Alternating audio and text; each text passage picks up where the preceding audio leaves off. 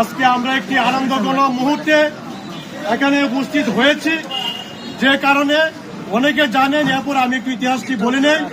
এই যে এখানে একটি পানি কল ছিল, যে পানি কলের মাধ্যমে 1892 সালে ওই সময় মহারাজ সূর্যকান্ত আচার্য ময়মনসিংহ নগরীতে সুপেয় পানি ব্যবস্থা করেছিলেন নাগরিকদের জন্য।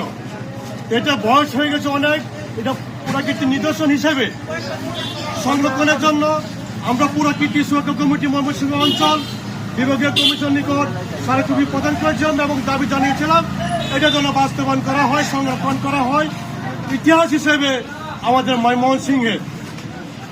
তার প্রেক্ষিতে সিটি কর্পোরেশন তারা এই আপনার পানির কলটি সংরক্ষণ করেছে। আজকে একটি মহেন্দ্রক্ষণ, এখন এগুলো আপনি এটা উদ্বোধন হবে এই কলটি।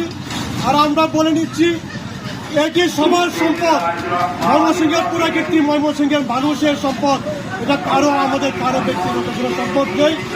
এই এখানকার যারা গণ্যমান্য ব্যক্তি রয়েছেন, ব্যবসায়ী রয়েছেন, আপনাদের প্রত্যেকের কাছে আমরা পুরাকীর্তি সুরক্ষা কমিটি জোর আবেদন জানাচ্ছি, অনুরোধ করছি আপনারা যেন এটাকে দেখে রাখবেন, ইতিহাসটুকু যেন উজ্জ্বল থাকে, সারা দেশের মানুষ যেন জানে যে ময়মনসিংহের মানুষ তাদের ইতিহাস, তাদের কৃষ্টি, তাদের সংস্কৃতি তুলে ধরে এই বিষয়টুকু যেন সারা দেশে আমরা পৌঁছাতে পারি।